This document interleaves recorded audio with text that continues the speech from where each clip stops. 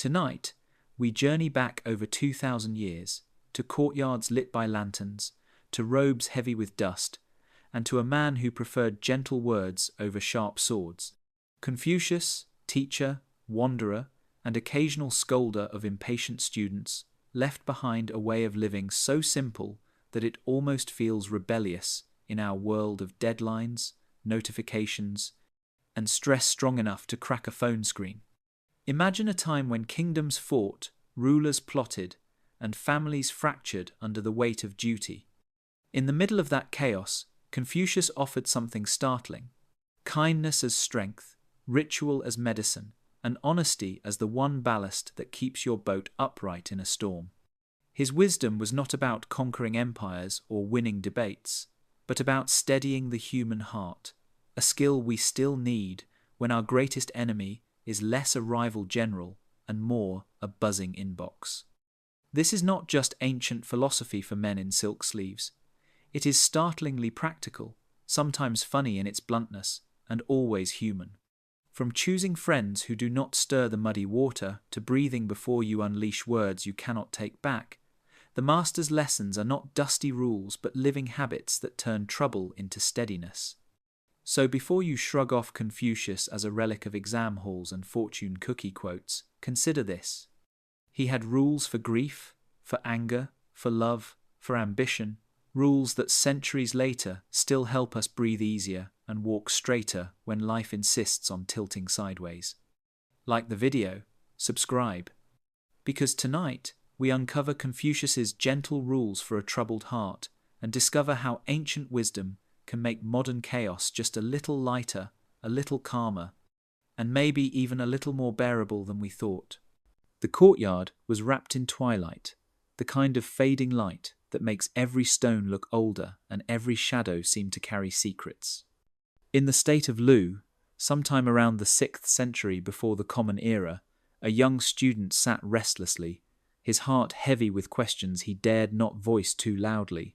He was troubled, not by hunger or illness, but by the weight of life itself. The world around him was loud with quarrels, family rivalries, and political strife. In that noise, he wondered how anyone could live without breaking apart. The silence stretched until his teacher, Confucius, raised a lantern. The flame caught, flickering gently, and its glow seemed to soften the edges of the night. The student's question, trembling but determined, spilled into the air. How do I live without being crushed by the troubles of life, without losing myself to anger, fear, and sorrow? Confucius listened, his gaze steady, and in that pause the courtyard itself seemed to lean in closer. He did not scold the question. He did not dismiss it. Instead, he allowed the flame of the lantern to answer first.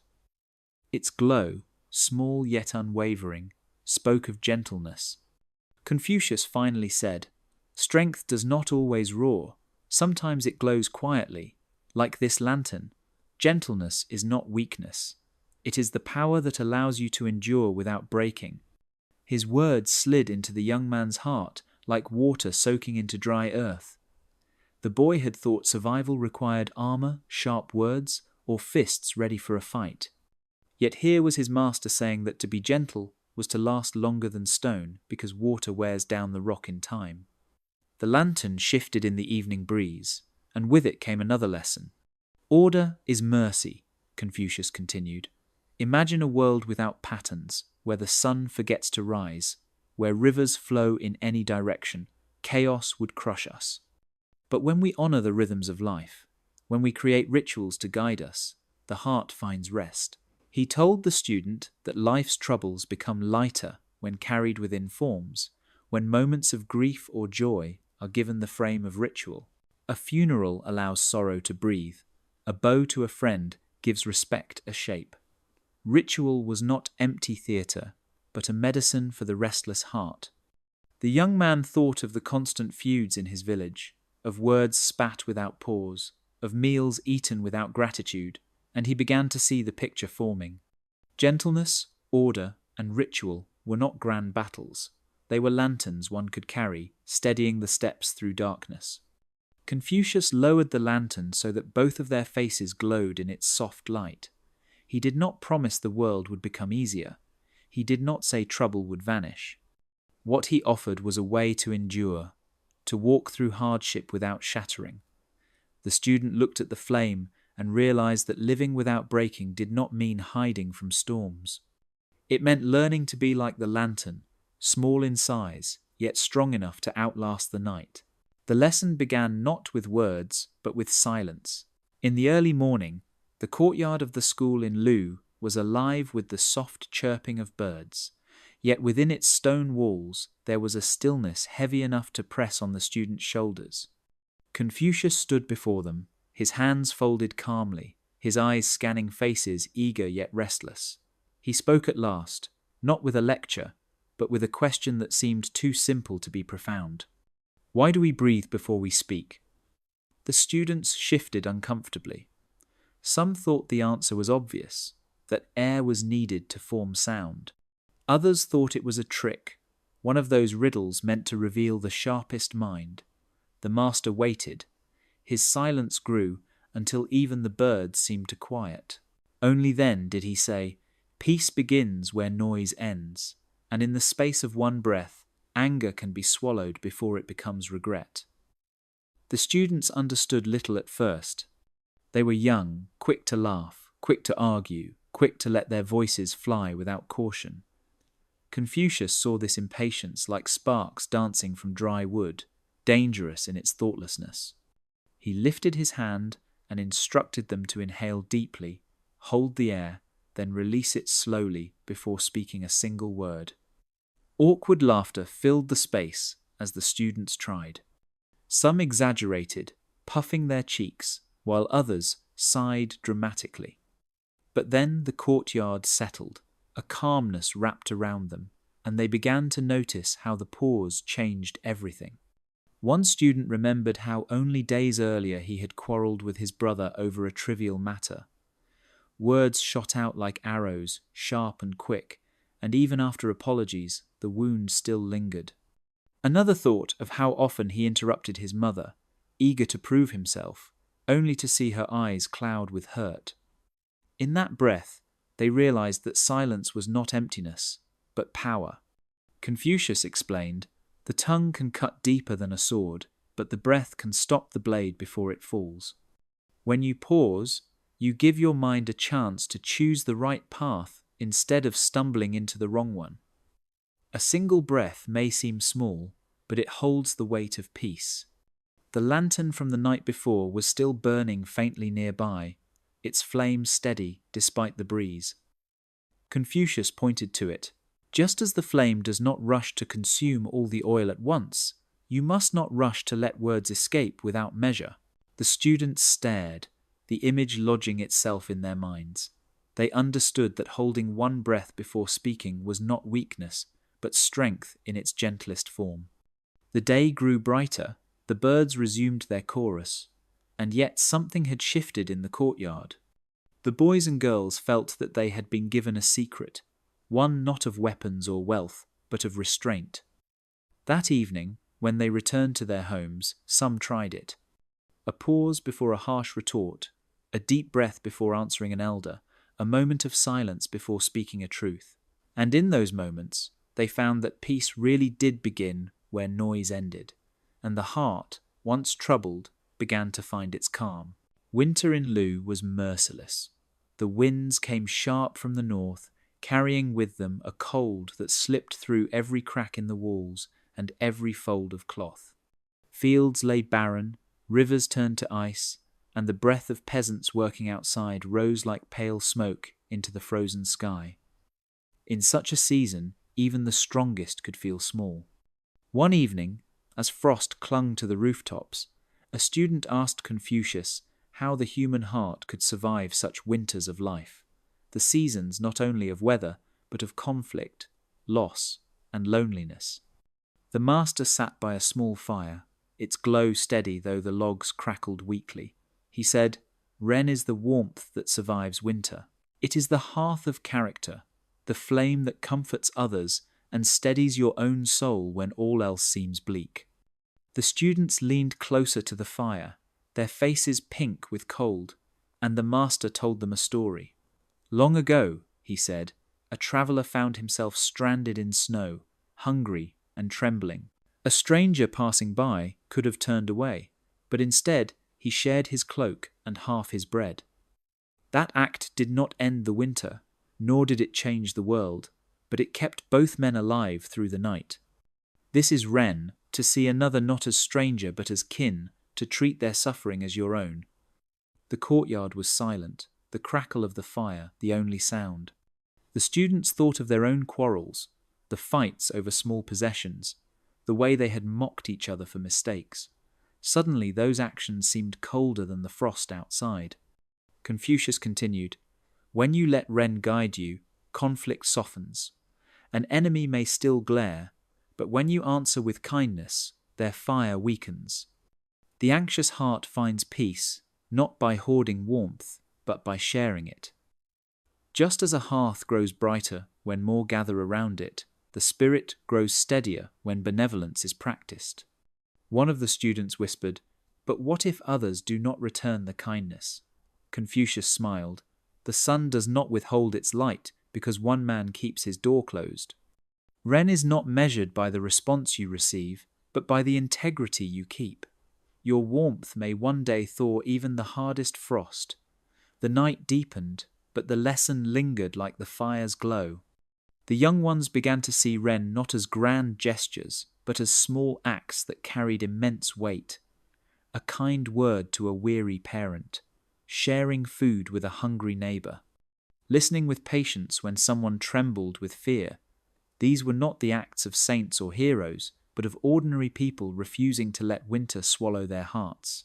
When the fire finally burned low, the students walked back to their homes, their breath rising in clouds. Yet they felt warmer than before, not because the air had changed, but because they carried within them the master's truth. Ren was a hearth that no frost could extinguish, the warmth that survived every winter and taught the human heart how to endure. The courtyard was restless that morning. Students argued over the order of a ceremony, each convinced their way was correct. Some insisted the bows were too many. Others claimed the words dragged on without meaning. Their voices clashed until the air itself felt heavy. Confucius listened quietly, his expression neither stern nor amused. At last, he raised his hand, and the quarrel fell into silence. He walked slowly to the center of the courtyard and picked up a length of silk thread from the ground, left behind from a tailor's work. He held it up so the sun caught its shimmer. "This," he said, "is Li. It is not a chain to bind you, but a thread to hold you together. Without it, the cloth of life unravels." The students frowned, unsure what he meant. Confucius called for them to watch as he tied the thread into a pattern. The single piece of silk seemed fragile, but when woven into fabric, it gained strength, turning chaos into design. "Ritual," he explained, "is how we stitch our scattered feelings into graceful action. When you mourn, Li gives your sorrow form so it does not drown you. When you celebrate, Li gives your joy boundaries so it does not consume you." The students thought of the ceremonies they had mocked, the long bows at funerals, the shared meals with precise seating, the repeated phrases at weddings. They had believed these to be empty motions, but the master's words changed the way they looked at them. He told them that grief without ritual becomes despair, and joy without ritual becomes madness. Ritual allows the heart to breathe by shaping its wildest storms into patterns that can be shared with others. One of the younger boys raised his hand timidly. "But master, if rituals are so powerful, why do they sometimes feel heavy, as though they steal away freedom?" Confucius placed the thread in the boy's hand and smiled. "Because you are holding it alone. A thread by itself binds, but woven together with others, it holds the world steady. Rituals are not about one person, they are about harmony." The lantern was lit again as the evening shadows crept into the courtyard. Confucius motioned for them to sit, and they shared a simple meal. Before eating, they bowed. Before drinking, they gave thanks. The students noticed how these gestures, small and measured, calmed their restless hearts. The meal felt warmer, the conversation softer. It was not magic, only form, yet form had power. As the night deepened, the master's words remained like stitches binding their thoughts. Li was not prison. It was fabric. It was how communities stayed whole and how individuals survived their own unruly feelings. The students realized that the bow, the meal, the spoken word were not meaningless. They were threads. And when life threatened to tear them apart, it was these threads, carefully woven, that would keep them from unraveling into chaos. The morning sun stretched across the market square, casting long shadows from the wooden stalls. Merchants shouted prices. Children darted between baskets of grain, and the smell of steamed buns filled the air. Among the crowd, a student walked with his head lowered, lost in thought. His foot struck something hard, and when he bent to pick it up, he found a coin. It gleamed in his palm, heavy with possibility. For a moment the market noise seemed to fade. With this coin he could buy food, a new brush, perhaps even something finer than he had ever owned. His heart quickened with temptation. He slipped it into his sleeve, but guilt clung to him like a shadow. That evening he went to Confucius, his face troubled. He told of the coin, of how no one had seen him take it, and how easily he could keep it without consequence. Confucius listened patiently, then placed a hand on the student's shoulder. "Yi," he said, "is choosing the clean path, even when the muddy one seems easier. Righteousness is not about what you gain, but about what you can sleep with when the lamps are dark." The student frowned, unsure. Surely one coin mattered little in the grand scheme of the world. Confucius motioned toward the lantern glowing beside them. Its light was steady only because the oil was pure. If the oil were foul, the flame would sputter and die. The human heart is the same. A single, small act of dishonesty pollutes it, and no peace will follow. Better to return the coin and sleep soundly than to keep it and wrestle with shadows. The next morning, with trembling hands, the student went back to the marketplace. He approached the stall from which the coin had likely fallen and laid it gently upon the wooden counter. The merchant, surprised, asked why he would return what no one had seen him take. The boy replied, "Because my teacher told me that righteousness is the courage to lose advantage and keep peace in the heart." The merchant smiled, his eyes softening, and pressed the student's hand in thanks. Word of the act spread quietly among those nearby, and though the student felt embarrassed, he also felt lighter, as if a weight had been lifted from his chest. That night, when he lay down to sleep, he felt no stirring of guilt, no shadows pressing at his conscience. The bed seemed softer, the air calmer. He realized that what he had gained was greater than any purchase the coin could have brought. Confucius, when told of the student's deed, only nodded. "Wealth comes and goes," he said, "but the clean path once chosen leaves no stain." The boy understood then that Yi was not about heroic battles or grand gestures. It was about daily choices, often unseen, where one decides between ease and integrity. In the quiet moments, when no one watches, the courage to lose advantage becomes the truest form of strength, and the heart, untroubled, can finally rest. The students once asked Confucius what wisdom truly was. They expected a long list of books to memorize or clever sayings to repeat, but the master surprised them by carrying a bronze mirror into the courtyard. The surface was dull, clouded by fingerprints and dust. He held it up so the students could see nothing but blurred shadows. "This," he said, "is how most people see the world, through a surface that is never polished.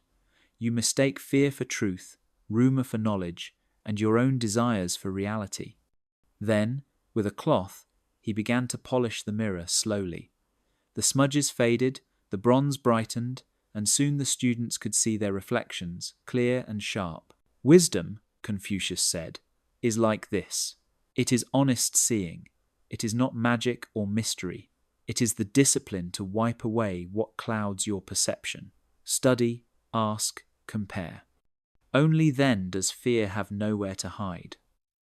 The students leaned in, staring at their faces in the bronze. They noticed details they had overlooked before: the curve of a brow, the worry in their eyes, the smudge of ink on a cheek. The mirror forced them to see without excuses. Confucius told them that life works the same way. A person blinded by pride or anger cannot see the world clearly. They stumble, harm others, and then blame fate. But the wise man polishes his mirror daily, questioning himself, learning from others, and seeking what is true instead of what is easy. One student whispered, "But master, how do we know when the mirror is clean enough?" Confucius shook his head gently. "The mirror is never perfectly clean. Dust always returns. Wisdom is not a prize to be won once, but a practice to be lived every day. When you study, when you ask questions, when you compare what you hear with what you see, you are wiping away another layer of dust." The lantern flickered beside them, its flame reflected in the bronze.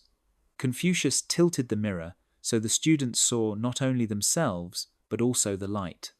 When your mind is clear, you do not only see your own face, you also catch the reflection of truth that belongs to the world. This is why we seek wisdom, not to shine alone, but to reflect what is greater than ourselves. The courtyard grew quiet as the students thought about their own unpolished mirrors. They remembered times when they had judged too quickly, when they had trusted gossip, when they had hidden behind excuses. Each memory was a smudge they now longed to wipe away. That night, as they walked home under the starlit sky, they felt a new responsibility. Wisdom was not distant, not locked in scrolls they might never touch. It was within reach, in every question they dared to ask, in every truth they faced honestly, in every mistake they admitted. The clear mirror was not a perfect image, but a constant effort. And in that effort, fear lost its grip, leaving room for clarity, courage, and peace. The river outside the village was restless after the rains, swollen and loud as it rushed past the banks. Confucius stood with his students watching the water churn, the current pulling at anything caught in its grip. A boat tried to cross, and for a moment it swayed dangerously, nearly capsizing before righting itself. Confucius pointed to it and said, "A heart without trustworthiness is like that boat. It drifts and tilts with every wave. But when you keep your word, when your promises are steady, it is like ballast. It gives weight to the boat so storms cannot overturn it." The students understood the image, but wanted more. One of them asked, "Master, how can words carry such weight when they are only sounds that vanish into the air?" Confucius bent down and picked up a small stone. He dropped it into the river, and the ripples spread wide. "Words," he explained, "are like stones.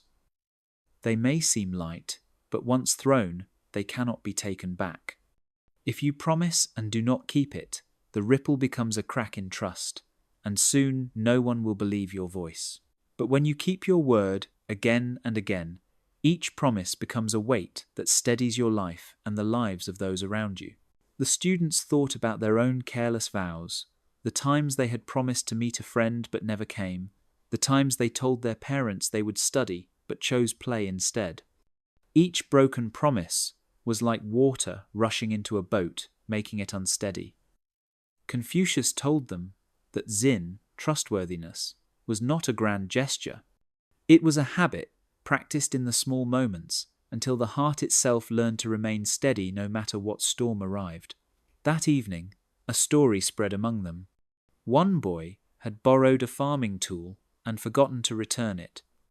Remembering the master's lesson, he walked back through the rain to deliver it, even though no one had asked. The farmer thanked him with surprise, saying he had not expected honesty from someone so young. The boy felt lighter as he walked home, as though he had unloaded a burden. His word, once fragile, had gained strength.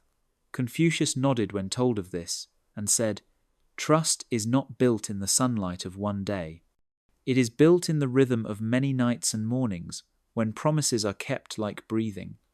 It is ballast, unseen, but it steadies every journey. The lantern flickered as he spoke, and the students realized that Jin was not about never failing. It was about being faithful enough that when failure did come, others would still trust your effort to make it right.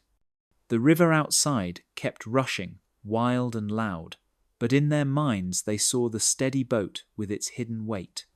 They understood that to keep their word was to carry that same unseen strength. In storms and calm waters alike, it was Zen that allowed the heart to sail forward without fear of capsizing. The morning mist clung to the fields when a student came to Confucius with frustration written on his face. He had been ordered by his village elder to carry out a task, but the instructions were tangled, the words unclear, and by the end he had offended both neighbor and family. He bowed low and confessed his confusion. "Master," he said, "I did not know if I was acting as a son, as a servant, or as a friend. My duties felt mixed together, and in the end I failed them all." Confucius listened and then answered with a lesson that would echo across centuries. "When names are not correct," he said, "language does not fit. When language does not fit, affairs cannot succeed." To call things by their right names is to set the compass of the heart. The students leaned forward, puzzled but curious. Confucius explained that names were not mere labels. They were guides, markers that defined duties, relationships, and responsibilities. If a ruler is not called a ruler, if a father does not act as a father, if a student refuses the role of student, the whole order collapses into confusion. Misnamed duties scatter the heart, and turmoil follows. He pointed to the lantern flickering beside him, its flame steady. "Imagine if we called the lantern water," he said. "Imagine if we demanded it to quench thirst instead of give light. We would fail and suffer because the name was false. The same happens in human life. If you call greed ambition or cruelty strength, you destroy the path of clarity. To repair the world within, you must first repair the words you use." The students began to see how often they had blurred names in their own lives. They excused laziness by calling it rest. They disguised envy as fairness. Each false name twisted their hearts further from balance. Confucius told them to begin small. A promise is a promise. A lie is a lie. Do not clothe wrong actions in pretty words.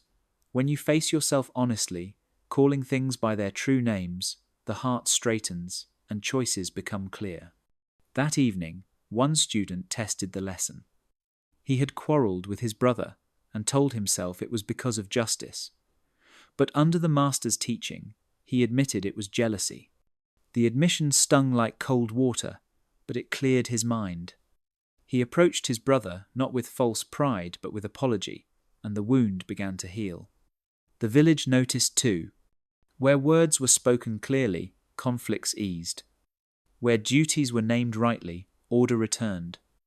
People realized that confusion in speech was not harmless. It was the seed of quarrel and distrust. By the lantern's light, Confucius concluded, clarity in words is clarity in life. Rectification of names is not about rigidity, but about honesty. Call things as they are, and your heart will not stumble in the dark. The mist lifted from the fields the next morning, and the students felt as if their own inner fog had begun to clear as well. The road stretched across the hills of Lu, dusty and lined with crooked trees. Confucius walked with his students, and as they travelled he told them a parable. "Imagine two men upon this very road," he began. "One is a junzi, the noble person. The other is a shaoren, the small man. Both face the same wind, the same stones, and the same distance. Yet their journeys could not be more different." The students listened, eager for the picture to unfold. "The junzi walks with roots," Confucius said. "His feet are steady because his heart is anchored in virtue. He does not rush for advantage, nor sway at every rumour. Like a tree that bends with the breeze, but does not break, he endures because his foundation is deep. The small man, by contrast, is like dry leaves caught in the wind. His choices are not rooted but scattered, blown about by impulse, greed, or fear. He laughs when others laugh, rages when others rage, and soon finds himself lost in places he never intended to go. The master pointed to the dust swirling at their ankles. See how it rises and falls without will. So does the small man live, at the mercy of whatever stirs around him. The students reflected on their own behavior. Some remembered times they had abandoned their studies for fleeting games.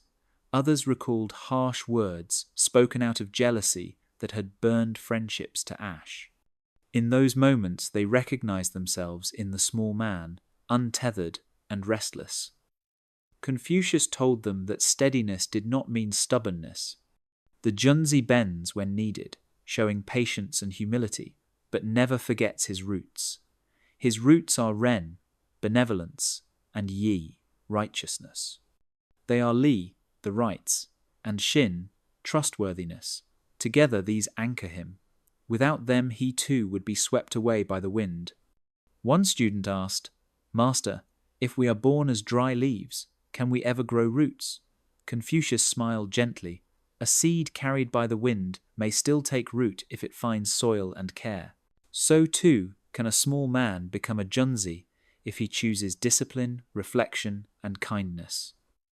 The road is long, but each step is a chance to grow deeper. The sun dipped lower as they walked, casting their shadows across the path. The students imagined themselves as both men, one steady and one drifting. They felt the truth of the master's words in the weight of their own steps. When the village roofs finally appeared in the distance, Confucius concluded softly, "The difference between the Junzi and the small man is not fortune but choice. One chooses steadiness, the other chooses impulse. And while the wind will always blow, only the rooted can endure it without losing themselves." The students carried this meditation home, aware that every day offered them the same road, the same choice, and the same wind. The music room was quiet, except for the faint scent of polished wood and silk strings stretched across zithers. Confucius entered with his students and motioned for them to sit. At first the silence felt heavy, but then he lifted a plectrum and struck a single string. The note rang out, pure yet lonely, fading too quickly into emptiness. He struck another, this time slightly out of tune, and the students winced at the discord. Then, with care, he tuned each string until they resonated together. When he played again, the room filled with a harmony that seemed to breathe through the walls, soft yet steady, like a heartbeat shared by all who listened. Confucius looked at his students and said, "Harmony is not the absence of difference. It is when each part knows its place and joins the others in balance. This is why music is like Li, the rights. It gathers scattered feelings and gives them form. When notes are in tune, the chest feels calm. When life is in tune, the heart is steady." The students leaned closer, caught by the strange power of the melody. Some felt their anger cool, others felt their anxieties loosen like knots untying. They realized that sound, arranged with care, could shape the spirit more deeply than argument or command. Confucius told them that rulers once governed with music, setting the rhythm of the state by ensuring harmony in ritual and song. If the music was wild, the people grew restless. If it was orderly and graceful, the people found peace. Just as a lute cannot play well if even one string is broken, society cannot flourish if even one duty is neglected. A student asked, "Master, can music truly change the heart of a man who is cruel?" Confucius smiled and replied, "Music cannot force the heart, but it can awaken it. A cruel man may resist words, but harmony can remind him of the order he has forgotten. To sit in its presence is to remember what balance feels like. That is why the ancients said that to hear proper music is to hear the voice of virtue." He played again, a slow pattern of rising and falling notes, and the students felt the rhythm enter their breath. Inhaling and exhaling matched the flow until it seemed their own bodies were part of the melody. Confucius set the instrument down and let the silence return. He told them that life should feel like this music, each duty like a string tuned with care, each choice fitting into a larger pattern.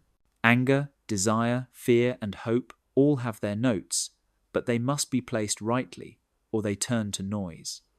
The lantern's flame flickered, its light trembling in time with the memory of the song.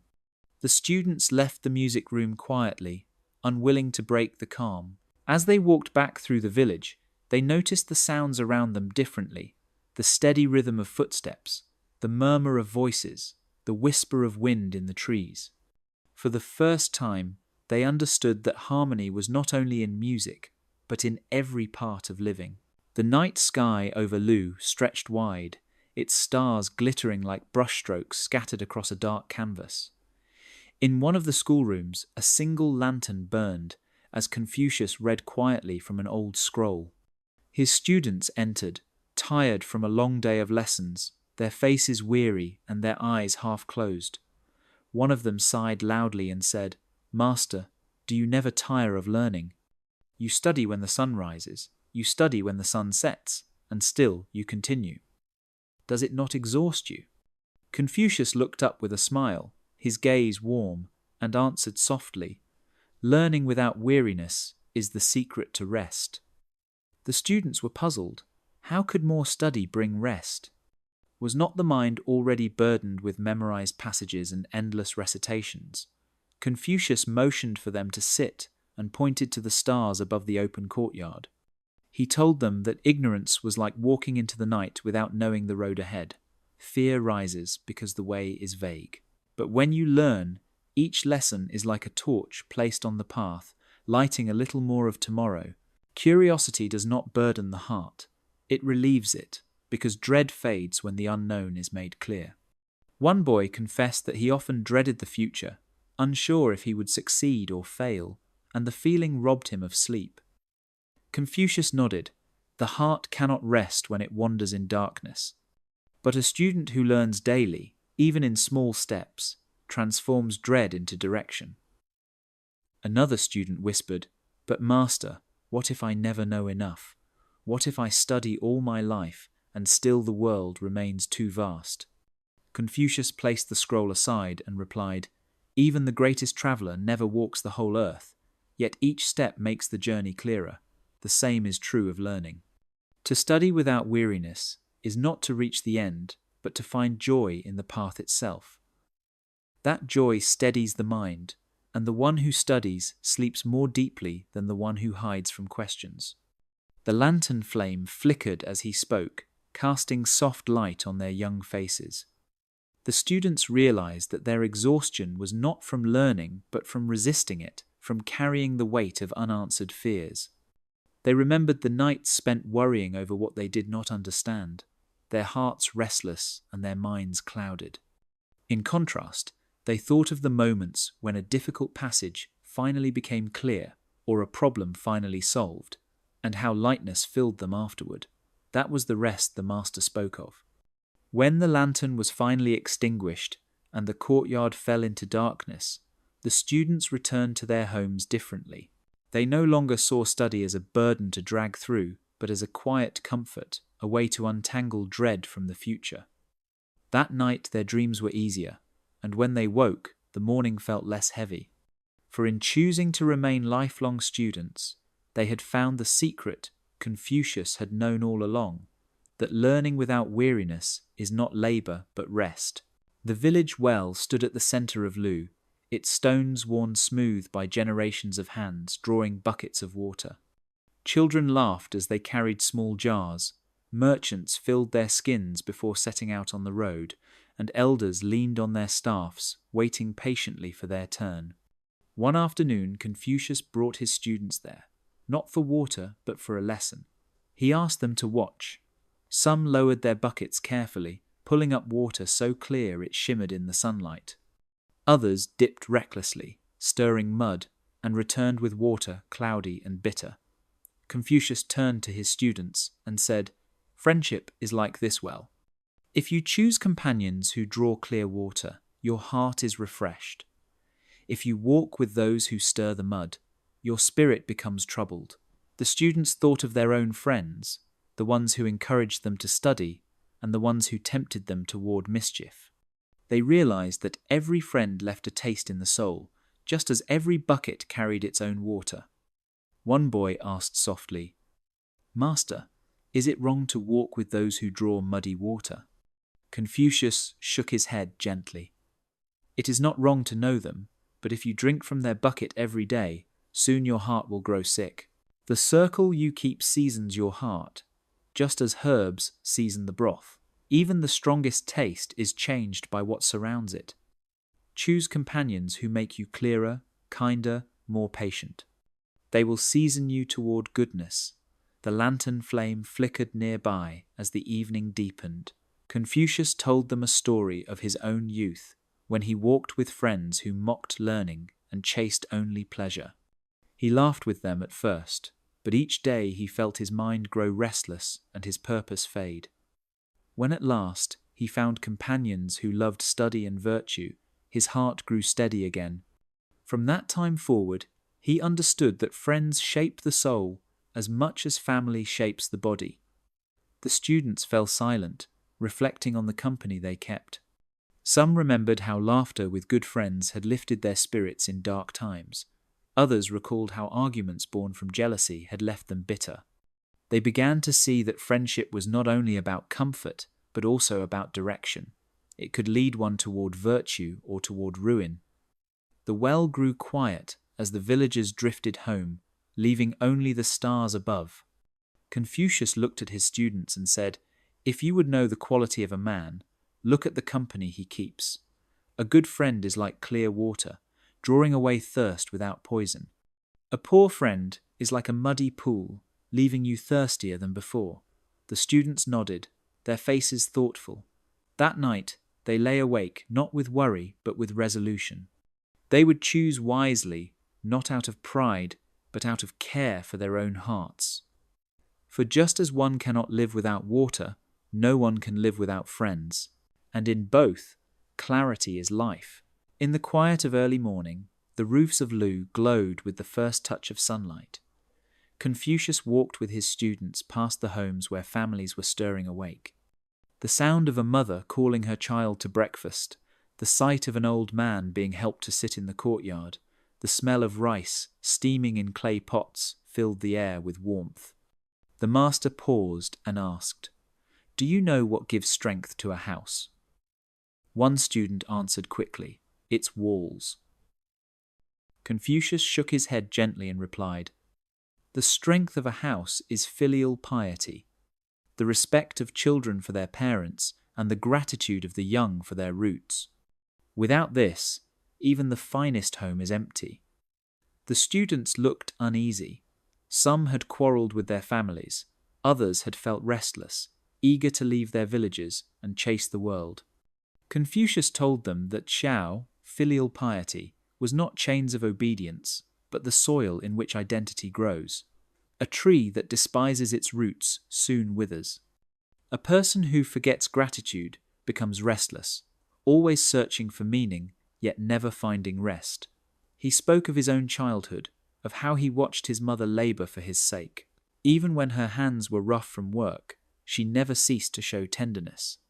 He said he learned that to honor parents was not only to obey, but to recognize the love that gave him life, to stand tall, not in defiance, but in remembrance. A student asked nervously, "But master, what if parents are harsh or make mistakes?"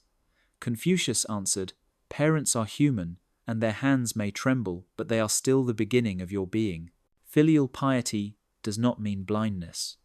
It means choosing gratitude for what was given, choosing respect even when disagreement exists, choosing to build upon what you received rather than denying it. This gratitude turns restlessness into rootedness. Another student spoke of his own father, quick to anger, and confessed he often wanted to escape. Confucius laid a hand on his shoulder and said, "Honoring origins does not mean you must copy every fault. It means you steady yourself by remembering the gift of life. then walk with firmness to improve what has been passed to you. Tenderness and backbone together form the heart of Xiao. The village stirred more loudly now, roosters crowing and carts rolling down the dirt paths. Confucius turned back to the road and told his students that a person who forgets their parents is like a river that forgets its source. It dries quickly under the Sunday. But one who practices gratitude flows strong and clear, nourishing others along the way.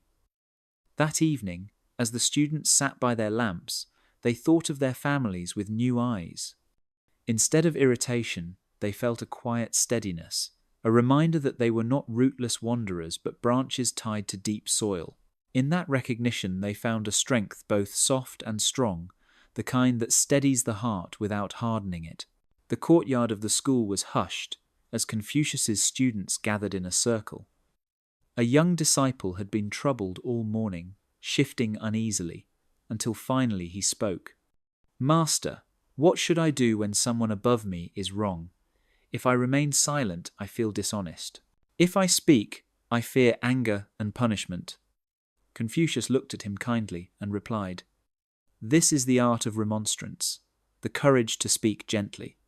It is easy to shout and accuse, and it is easy to remain silent, but the noble path is to correct with loyalty, to speak without poison." He then told them a story of a minister in an ancient court who served a reckless king. The king wished to tax the people heavily for his own pleasures, and all his advisers nodded in fearful agreement. Only one minister spoke, his voice calm but firm. He praised the king's wisdom, then reminded him that a ruler's joy is found in the people's peace. His words were not harsh but steady, respectful yet unwavering. Though the king frowned, he later reconsidered and eased the burden. The minister's courage had saved the people without breaking his bond of loyalty. The students listened intently. One asked, "But master, what if gentle words are ignored?" Confucius answered, "Then you repeat them with patience, like water on stone. If after 3 times you are still unheard, you may step aside with dignity. You have fulfilled your duty without staining your heart. To rage or to flatter would both be betrayals, one of truth and the other of loyalty." True courage is not only in standing up, but in standing up rightly. Another student recalled arguing with his father, his words sharp and bitter, leaving only silence between them. He lowered his head in shame. Confucius told him, "Correction born of anger is like fire. It burns quickly and leaves scars. Correction born of care is like medicine, bitter perhaps, but healing. To speak gently is to aim not at victory, but at restoration." The evening bells of the temple rang in the distance as Confucius continued. He reminded them that remonstrance is not rebellion but devotion. If you see a friend walking toward a cliff and you remain silent, is that love? To warn him harshly may save him, but wound the bond. To warn him with gentleness may save both. That is the courage the noble person must learn. The lanterns were lit as the sky darkened, casting their glow on the thoughtful faces of the students. They realized that remonstrance was not merely about rulers and ministers, but about daily life. Correcting a parent, a teacher, a friend, even oneself required the same balance of truth and tenderness. When they returned home that night, they carried the lesson into their families, determined to speak with courage, but without poison. And in that practice they discovered that loyalty and honesty need not be enemies, for when joined with gentleness, they became the strongest allies of all. The sound of a lute being tuned drifted through the courtyard, each string plucked and adjusted until the instrument hummed with quiet readiness. Confucius motioned to his students and said, "Do you hear it? If a string is too slack, the sound is dull. If it is strung too tight, it will snap. Only when it is tuned with care does it create harmony. This," he explained, "is the doctrine of the mean. It is not about being bland or unmoving, but about finding balance, the living art of adjusting moment by moment." The students leaned in, curious. One asked, "Master, How do we know when we are in balance? Confucius replied, balance is not a place where you stand still forever. It is a moving target, like walking across a narrow bridge. Each step demands attention. Each sway requires correction. To walk the bridge without falling is to live with balance. The students thought of their own lives, how some days they studied with fierce intensity until they collapsed in exhaustion, while other days they avoided their lessons entirely. They realized both extremes left them restless. Balance was not about choosing the middle once and for all, but about adjusting daily, even hourly, to remain steady. Confucius told them that even virtue follows this pattern. Courage without balance becomes recklessness. Caution without balance becomes cowardice. Generosity without balance becomes waste. Restraint without balance becomes coldness. The noble person does not cling stubbornly to one side, but learns to tune his actions like the strings of a lute, neither slack nor strung too tight.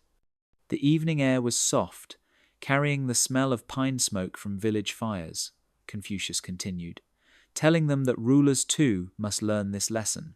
A ruler too harsh breaks the spirit of the people. A ruler too lenient invites chaos. Only by adjusting carefully, by listening and correcting, can harmony endure. The same is true for a family, for friendship, even for one's own heart. A student, troubled, asked, "But master, if balance is always shifting, how can we ever be certain?" Confucius smiled. Certainty is not the point. The point is steadiness. When the wind blows, you adjust your stance. When the water rises, you step higher. To demand stillness is to misunderstand life. The mean is not the frozen middle, but the flexible center, the place from which you can move in any direction without losing yourself. The lanterns were lit one by one, their glow swaying gently in the breeze. The students felt that they understood, not perfectly, but enough to sense the truth. They remembered times they had pushed too hard, and times they had given up too easily, and how both had left them out of tune. They resolved to walk the narrow bridge with more care, to tune their hearts as one tunes an instrument, listening closely, adjusting gently, never slack, never strung too tight. That night, as the village settled into sleep, the image of the lute stayed with them, a reminder that balance is not a destination, but a rhythm, always alive, always waiting to be found. The rain had just ended, and the streets of Lu glistened with shallow puddles. Confucius and his students walked quietly, their sandals making soft splashes. One of the younger students hung back, his face clouded with unease. At last, he confessed that he had lied to avoid a duty, and though no one had discovered it, he could not shake the heavy feeling inside. He asked, "Master, is this shame my enemy?" Confucius stopped and looked at him with gentle eyes. "Shame is not always an enemy," he said. "There is a shame that destroys, and there is a shame that heals. The shame that destroys is like a whip. It strikes the soul again and again until the person feels worthless. That kind of shame is poison, but the shame that heals is like a lantern. It lights the next step and shows the way forward without scarring the heart." The boy listened, still troubled. Confucius continued, telling him that to feel shame after a mistake is proof that the heart is alive. A dead heart feels nothing. A living heart burns when it strays from virtue, and that burn is not meant to crush but to guide. Just as a lantern in the night reveals where the road has bent, so does healthy shame remind us to correct our steps. Another student asked, "But master, how do we know if our shame is a lantern or a whip?" Confucius explained, "If your shame drives you to hide and despair, it is a whip. If it encourages you to rise, to admit fault, and to change, it is a lantern. The noble person does not flee from shame, but uses it to grow stronger." The boy who had spoken first thought of his lie. He realized he could confess, make amends, and learn to act more honestly next time. His shame had not come to chain him, but to point him toward the truth. The clouds broke apart, and shafts of light spread across the wet ground. Confucius lifted his hand toward the clearing sky. He said, "When the storm passes, the puddles still reflect the Sunday." In the same way, mistakes leave their mark, but they can also reflect growth if we face them with honesty. Shame handled rightly becomes wisdom. The students walked on, thinking of their own missteps. They recalled times when they had felt humiliated and hopeless, crushed by their errors, and realized how those wounds had lingered. They also remembered gentler moments when a mistake had led them to reflection and careful change, and how those moments had strengthened them instead of breaking them. They began to see that shame was not one thing but two, and the choice lay in how it was carried. That evening, as they sat beneath the lanterns, Confucius reminded them once more. Healthy shame is a friend that whispers, not a tyrant that shouts. It does not scar the soul, but steadies it. When the heart learns this distinction, even mistakes become teachers. And in that teaching, the road ahead grows brighter, lit by the quiet flame of a lantern that heals. In the garden, outside the school, a tender sprout pushed its way through the soil, small and delicate, yet alive with promise. Confucius's students gathered around it as Mencius, who had come to visit, bent down to show them. "Look closely," he said. "This is what human nature is like. At birth, it is a sprout, soft and leaning toward the light.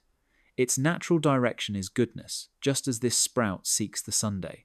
But without care, without water and protection, it can wither or be crushed by the frost." The students studied the tiny plant, surprised that something so fragile could stand for something so vast as human character. Mencius explained that when a child sees another fall into danger, he does not first calculate gain or loss. His heart leaps with alarm and pity. This is the sprout of compassion, proof that within us lies the seed of Ren, benevolence. But sprouts alone do not become forests. They require water, habit, and patient tending. One student asked, "But master, if our nature leans toward good, why do so many people grow cruel or selfish?" Mencius pointed to a nearby patch of earth where weeds had grown thick and choking. He said, "When the sprout is neglected, weeds of greed and cynicism overtake it. Frost of bitterness can stunt its growth. Yet, the fault is not in the sprout's nature, but in the lack of care. No farmer blames the seed when the field is left untended." Another student spoke of a neighbor who mocked kindness and called it weakness. He asked, "Is that not proof that people are born bad?" Mencius shook his head. "Cynicism is frost that settles upon the tender plant. It does not prove the plant was never alive. Remove the frost, give warmth and water, and the green will return. The true task is not to argue whether goodness exists, but to protect it, to shield it until it grows strong enough to endure storms." The sunlight deepened, warming the small sprout as if to confirm his words. The students imagined their own hearts as gardens, each with sprouts of kindness, honesty, and patience. Some sprouts were already strong, others bent and weak, some nearly hidden beneath weeds. They realized that their daily choices, their habits of thought and action, were like the farmer's care. Each moment could water or starve their better nature. Mencius straightened and said, "To despair of humanity is to abandon the garden. But to believe in the sprout, to guard it and nurture it, is to prepare a harvest of virtue." The students, left with a new image fixed in their minds. They felt a quiet responsibility, not only for their own hearts, but for those of their friends and families. For, if every person carried such a sprout, then to encourage kindness in another was also to tend the garden of the world. That evening, as the stars appeared, they carried water to the garden, careful not to trample the fragile shoots. And as they poured, they whispered to themselves, "May the sprout grow strong, may goodness take root." In the workshop of Lu, the smell of smoke and iron filled the air as craftsmen bent wood and forged tools. Confucius's students stood watching, their eyes wide as a crooked branch was placed above the fire. Slowly, With heat and steady pressure, the stubborn bend softened. The craftsman pressed carefully, straightening what had seemed impossible to fix. Confucius used the moment to tell them of Xunzi, a thinker who believed that people are not born straight and upright like perfect wood. Human nature, he said, comes crooked, shaped by hunger, fear, and desire. But just as fire and hands can bend wood into something useful, discipline and deliberate practice can shape the heart toward virtue. The students were quiet, considering the difference between Mencius's gentle sprout and Xunzi's harsh furnace. One asked, "Master, if people are crooked by nature, does that not mean we are doomed?" Confucius shook his head. Xunzi did not despair of crookedness. He saw it as the starting point. Just as the craftsman does not hate the wood, but works it with patience, so must we treat our own flaws. Discipline is not cruelty, but compassion for the self. To leave the branch crooked is to condemn it to uselessness. To heat and shape it is to give it purpose. Another student frowned, remembering how he often grew angry and careless, his words sharp like broken branches. He wondered aloud if discipline could really change him. Confucius told him that every habit was like heat applied again and again. To study daily, to practice kindness, to restrain anger, each act was a flame, slowly softening the bend. Over time, even the most stubborn faults could be reformed, not by wishing but by working. Outside, the wind carried the sound of hammers striking anvils.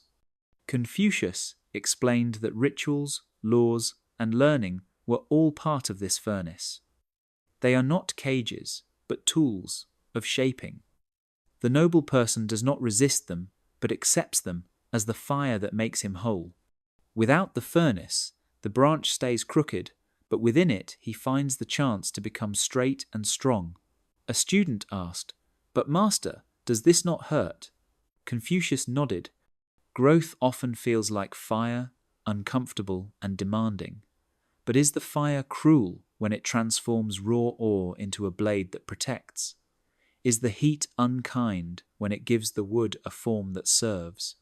To endure discipline is to choose transformation. The lanterns in the workshop flickered as the craftsman lifted the newly straightened wood, placing it gently aside to cool. The students stared at it, no longer crooked but ready to be shaped into a tool. They saw themselves in that piece of wood, their flaws not as curses but as beginnings. They realized that compassion for the self was not indulgence, but the patience to endure the furnace of practice. As they walked home under the stars, they carried with them the image of fire, not as destruction, but as renewal. They understood that crookedness was not the end of the story, for with heat, craft, and effort, the heart could be made strong and true. The hills around Lu were restless with shifting winds. One moment the breeze was soft and cool, the next it pressed hard like a storm arriving. Confucius and his students walked among the fields, and the master used the weather as a lesson. He said, "The world is full of crosswinds, each blowing its own direction. Taoists tell us to be like water, yielding and flowing, avoiding struggle by bending around obstacles. Legalists insist on iron law, strict punishment and reward, believing only fear and order can hold society together. Both winds have strength, but if you let them carry you fully, you will lose your way." The students nodded, sensing the truth of it. One asked, "Master, is it not easier to follow one way fully instead of trying to balance?" Confucius shook his head gently. To live only as water risks drifting into chaos, to live only as iron risks breaking the human spirit, neither extreme soothes the heart. What is needed is a garden, a place where water nourishes and law gives structure, where life grows in balance rather than being swept away. He led them to a small garden on the edge of the fields, where neat rows of vegetables grew in ordered beds. The students saw that the soil was soft and moist, yet bordered by stones to keep it in place. Confucius said, "See how the water gives life, but the stones give form. Without water, the plants wither. Without stones, the water washes everything away. This is the middle path, not surrendering to extremes, but planting where both order and gentleness serve together. The students reflected on their own lives. Some remembered moments when they had yielded too easily, letting others decide everything for them, and how it left them weak. Others recalled times when they demanded strict control, forcing rules on friends, and how it created resentment. They saw themselves in both winds, pushed too far in one direction or the other. Confucius told them that moderation was not weakness, but strength. To walk the middle path is to know when to yield and when to stand firm. It is to use law as guidance, not as chains, and to let gentleness soften hearts without dissolving duty. A student asked, "But Master, how do we know when to bend and when to resist?" Confucius replied, "It is like steering a boat. If the water pushes too hard, you guide with the oar. If the current is calm, you let it carry you. Wisdom is in adjusting, not clinging to one rule forever." The lanterns flickered in the twilight as the students sat by the garden, watching the plants sway gently in the evening breeze. They felt the calm of that small space, where yielding and order had found peace together. As they returned to their homes, they carried with them the image of the garden, understanding that extremes may roar like winds, but it is the middle path that allows the heart to rest steady, rooted, and alive. The study room smelled of old paper and ink, scrolls stacked neatly on carved wooden shelves. A single lamp burned on the desk, its glow soft against the quiet night. Confucius's students sat with Zhu Xi, the great scholar of later centuries, who spoke with a calm and deliberate voice. He told them that the mind, when scattered, is like a pool stirred by wind. Thoughts ripple, images blur, and the reflection of truth cannot be seen. To find clarity, one must polish the surface, investigate carefully, and purify intention. He lifted a polished lens of glass, round and smooth, and held it before the flame. The students gasped as the small light grew sharper, focused into a fine point. Jushi smiled. "This is what study and discipline do for the mind. They are lenses. Without them, the flame of truth remains blurred, but with them, even the faintest spark becomes clear." A student asked, "Master, what does it mean to investigate things?" Juji explained, "It is to look closely, not with hurried eyes, but with patient care. When you study a plant, do not glance only at its leaves. Look at its roots, its soil, the pattern of its growth. When you read a text, do not skim for clever lines. Ask what it teaches, what it warns, what it assumes. By investigating things, you calm the restless chase of thought and turn confusion into understanding." Another student asked, "And what does it mean to purify intention?" Jushi answered, "It is to ask yourself why you study, why you act, why you speak. If your intention is clouded by pride or greed, your sight will always be bent. But if your intention is to seek truth and to serve goodness, your mind will grow steady. Purity of intention is like wiping dust from the lens. Without it, the world remains hazy." The students reflected on times when their thoughts had swirled like stormy water. They remembered studying only to compete, speaking only to impress, and how empty those moments felt. They realized that without clarity of purpose, their efforts scattered like arrows loosed without aim. Zhu Xi reminded them that Neo-Confucian practice was not about cleverness, but about stillness. To investigate and to purify is to quiet the heart so it may reflect what is real. He told them that when thought is calm, decisions follow more easily, fear softens, and the chest feels light.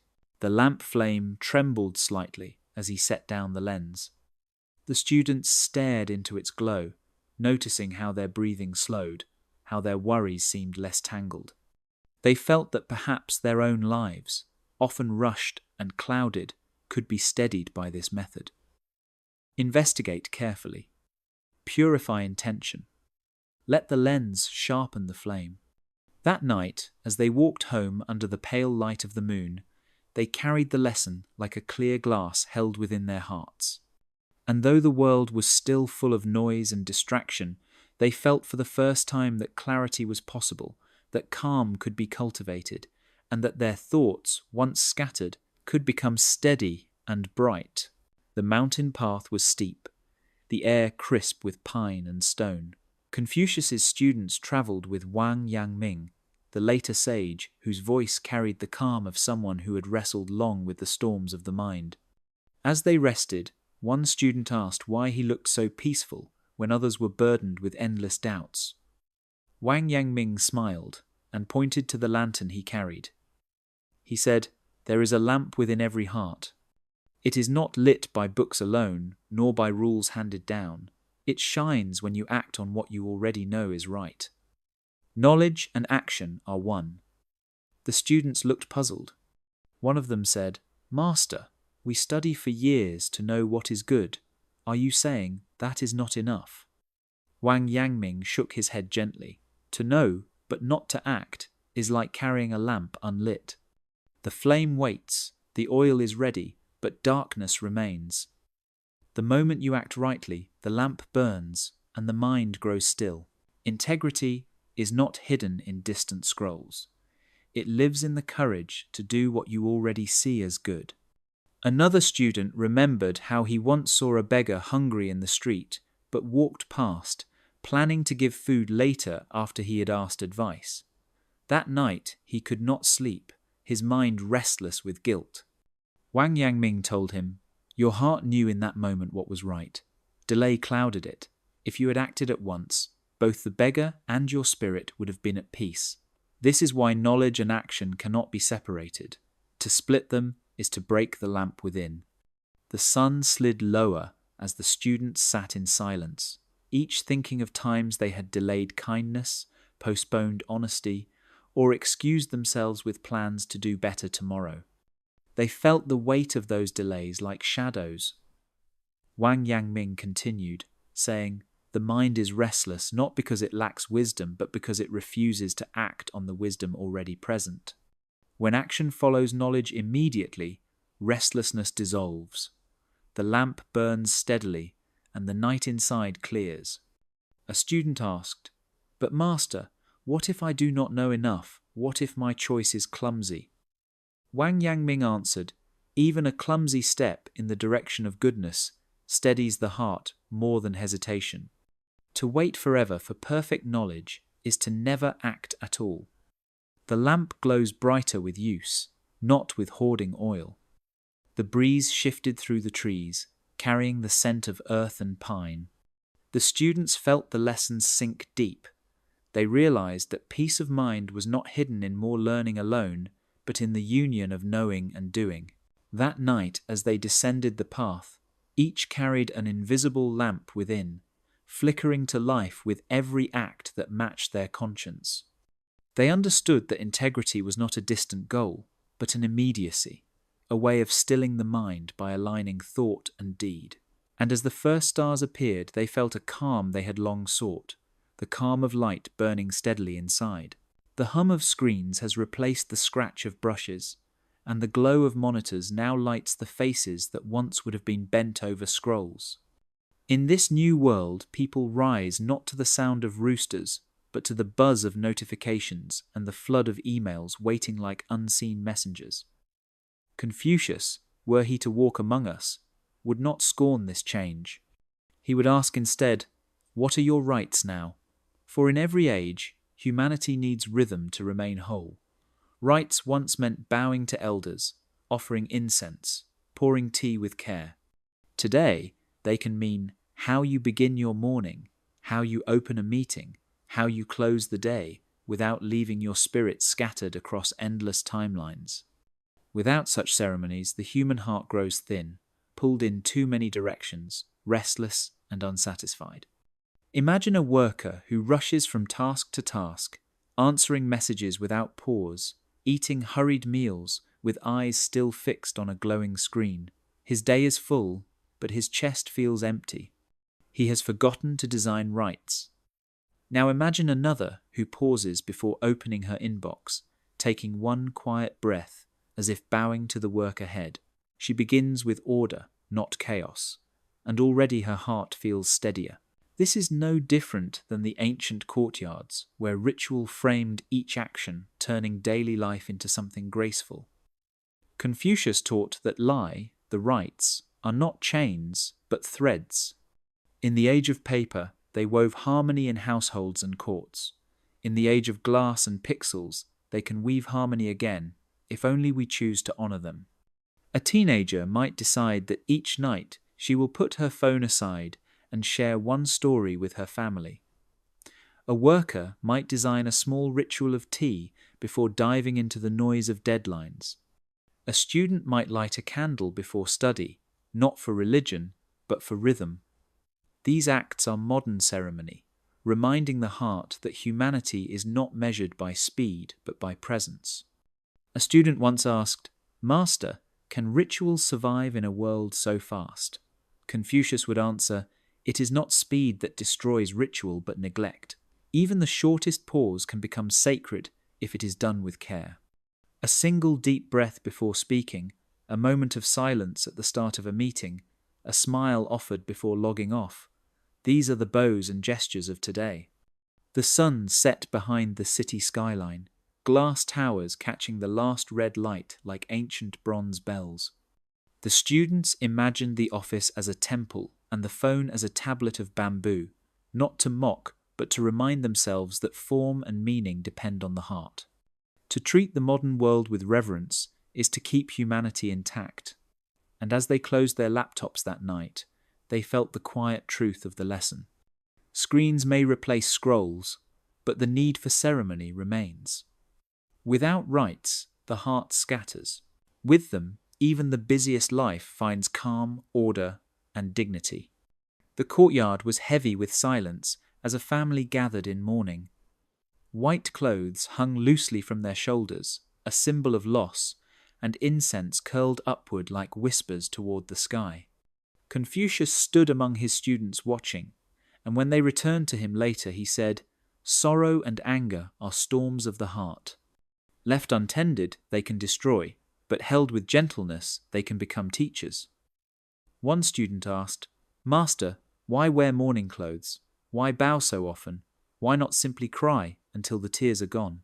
Confucius explained that mourning clothes are not cages, but channels. They give sorrow form, allowing grief to flow without drowning the soul. To dress the body in white is to remind the heart that sorrow has a place, that it must be honored, not hidden. He said that rituals of mourning are not for show, but for healing. They allow the bereaved to move step by step instead of collapsing under the weight of loss. Another student asked about anger, confessing that when insulted, he felt fire rise and words spill out sharp as blades. Confucius told him, anger is natural but must be guided. To deny it is to let poison settle within. To release it without measure is to wound others and yourself. The noble person holds anger as he holds a sword with control and respect. Measured words, spoken with calm, can turn fury into strength without leaving scars. The students reflected on times when grief had hollowed them and rage had shaken them. They remembered how unmeasured sorrow left them numb and how unchecked anger left them ashamed. Confucius told them that compassion is the gentle hand that steadies both. To be compassionate is not to erase grief or forbid anger, but to hold them as one holds a crying child, firmly enough to give safety, softly enough to allow expression. The lanterns were lit as the evening deepened. Confucius shared that in ancient times, families observed mourning for 3 years, not because the dead demanded it, but because the living needed it. The slow rhythm of bowing, fasting, and remembering turned pain into gratitude, sorrow into honor. Anger too could be tamed by ritual, by bowing before speaking, by pausing before responding, by shaping emotion with deliberate form. The students understood that compassion was not always sweet, smiles, or soothing words. Sometimes it was discipline, sometimes silence, sometimes simply the willingness to stay with sorrow and rage until they softened. The night air was cool as the students left the courtyard, the image of white mourning clothes lingering in their minds. They realized that grief and anger would always come, just as storms always come. But with the gentle hand of compassion, the storms would not destroy, they would cleanse. And in that cleansing the heart, though scarred, would remain whole, steady enough to face the days yet to come. The first light of dawn stretched across the rooftops of Lu, painting the tiles with a soft glow.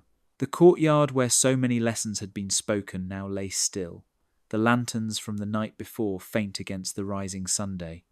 A student walked slowly toward the hall, carrying in his hands the lantern that Confucius had once lifted on the very first evening. Its flame flickered weakly, as if it too knew its journey was nearly done. The student knelt, placing the lantern gently before the master, and bowed deeply. His voice trembled as he said, "I return this lantern, for I now carry its light within me." Confucius looked at him with quiet eyes, filled with pride yet free of boasting.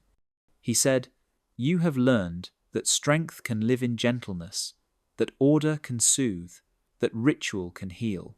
These are not chains, but guides. They are gentle rules for a troubled heart. Remember them as you walk into the world." The student's mind moved through the teachings like stepping stones across a river. He remembered the pause before speech, the quiet breath that saved him from regret. He remembered Ren, the warmth that turned winter into kinship, and Li, the rites that stitched his scattered feelings into form.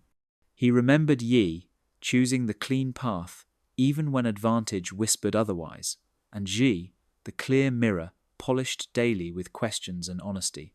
He remembered Xin, the ballast of promises kept, and the rectification of names that straightened his inner compass. Each lesson returned to him not as theory but as lived truth, things carried in the body like breath.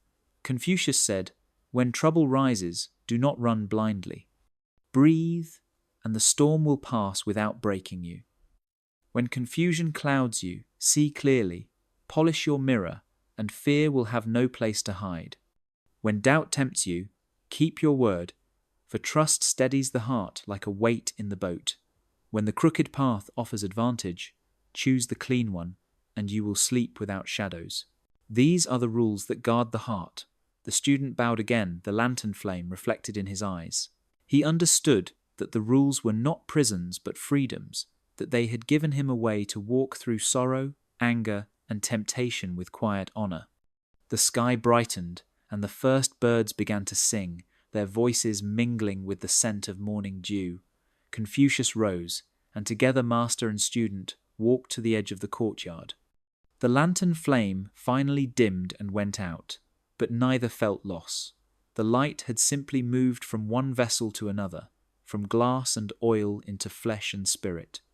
The student bowed once more, his last bow at dawn, and when he lifted his head, the world seemed clearer, steadier, kinder. The troubled heart within him was no longer restless, but rooted. He turned toward the road that awaited him, carrying the invisible lantern forward, ready to walk with quiet honor into the days ahead.